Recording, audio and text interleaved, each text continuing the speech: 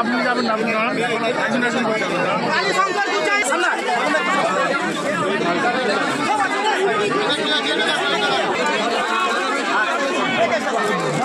দিচ্ছে না আগে দিক দিয়ে নিচ্ছে পিছিয়ে আসি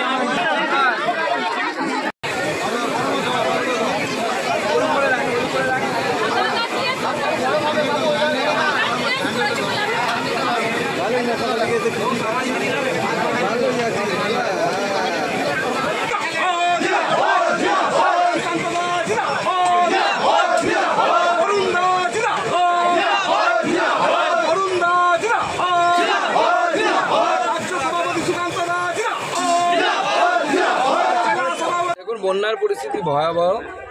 সরকারকে কোথাও দেখতে পাচ্ছি না। কিছু রাজনৈতিক সংগঠন ভারতীয় জনতা পার্টির মতো তারা আছে, বাদবাকি কেউ সরকার তো কোথাও নেই এবং বিস্তীর্ণ এলাকা জলে প্লাবিত হয়ে গেছে। বিশেষ করে আমরা এই এলাকায় কুন্দুলিয়াতে গেছিলাম, সেইখানে এবং এখানেও কৃষিকাজ করা মানুষের সংখ্যা বেশি এবং বেশিরভাগই হচ্ছে এসসি সম্প্রদায়ের মানুষ। কৃষির উপর সম্পূর্ণভাবে নির্ভরশীল, ফসল পুরো নষ্ট হয়ে গেছে। তারা আগামী দিনে কি খাবে?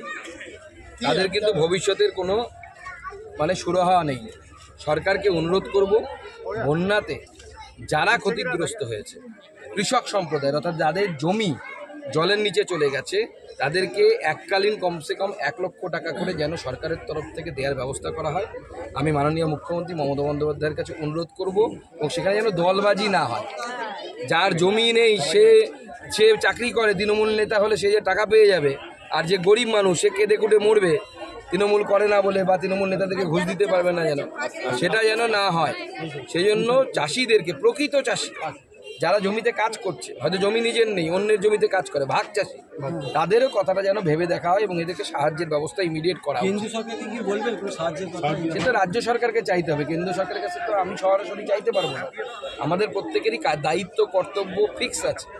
আমরা আমাদের পার্টির তরফ থেকে আমি এই বন্যা পরিস্থিতিতে প্রায় 20,000 ত্রিপলের ব্যবস্থা করেছি। আমাদের পার্টির তরফ থেকে 20,000 ত্রিপল পুরসুরা থেকে শুরু করে আমতা বিভিন্ন জায়গায় আমরা ডিস্ট্রিবিউট করছি এবং আমাদের বিধায়ক সাংসদ এক্সট্রাভাবে করছে। ভারতীয় জনতা পার্টির খাবার আমাদের কুন্দুলিয়াতে আগামী মঙ্গলবার পর্যন্ত টানা খিচুড়ি দেওয়া চলবে, আমরা দেব। ভারতীয় জনতা পার্টি পুরো শক্তি যতটা আমাদের আছে, আমরা তো সরকারে নেই এখানে, তো আমাদের যতটা শক্তি আছে আমরা শক্তি দিয়ে মানুষের পাশে দাঁড়ানোর চেষ্টা করছি। এরপরে প্রয়োজনে আমরা ডাক্তারবাবুদের টিমও পাঠাবো, ডাক্তারবাবুদের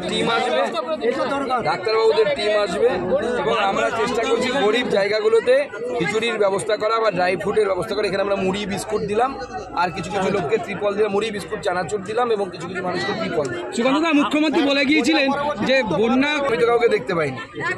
আমি তো কাউকে দেখতে পাইনি এখনো পর্যন্ত। সাধারণ মানুষের অবস্থা অত্যন্ত সঙ্গীন।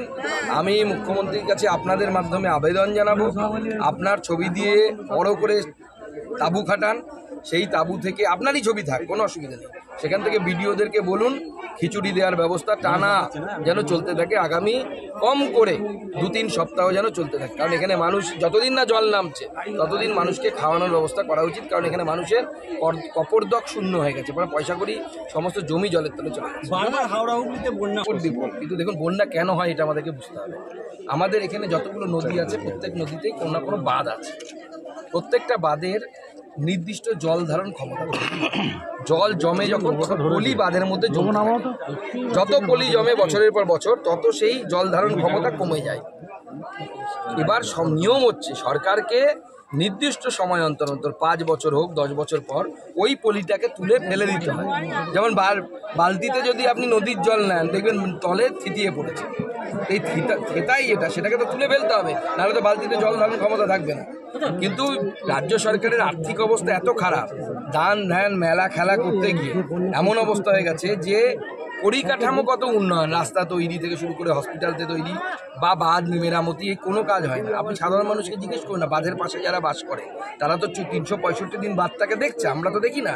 তাদেরকে জিজ্ঞেস করুন যে লাস্ট 5 বছরে ইঞ্জিনিয়ার কবার এসছে, একবার জিজ্ঞেস করুন, তাহলে আপনারা বুঝতে পারবেন কি সত্যি কি কে মিথ্যে কথা বলছে। রাজ্য সরকারের তরফ থেকে ব্যবস্থা করা উচিত, তার জন্য বিডিওদেরকে নিচে নামানো, প্রশাসনকে নিচে নামানো উচিত, বাঁধ মেরামতির ব্যবস্থা করা উচিত। চলুন আগেই বলেছি, নরেন্দ্র মোদী দেখুন, আমরা পশ্চিমবঙ্গে কিন্তু সিট কমে গেছে, কিন্তু নরেন্দ্র মোদী আমেরিকায় গিয়ে কলকাতার কথা ভেবেছে, সেমিকন্ডাক্টরের কথা ভেবেছে।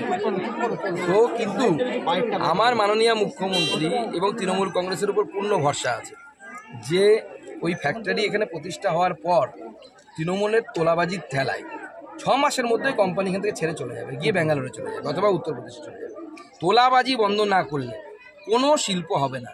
একজন শিল্পপতি 1000 কোটি টাকা 2000 কোটি টাকা ইনভেস্ট করবে, সে তোলাবাজদের সাথে কথা বলার জন্য করবে?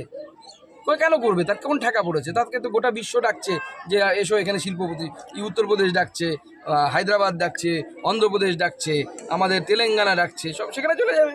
দাদা শেষ কোশ্চেন, অনুব্রত মণ্ডল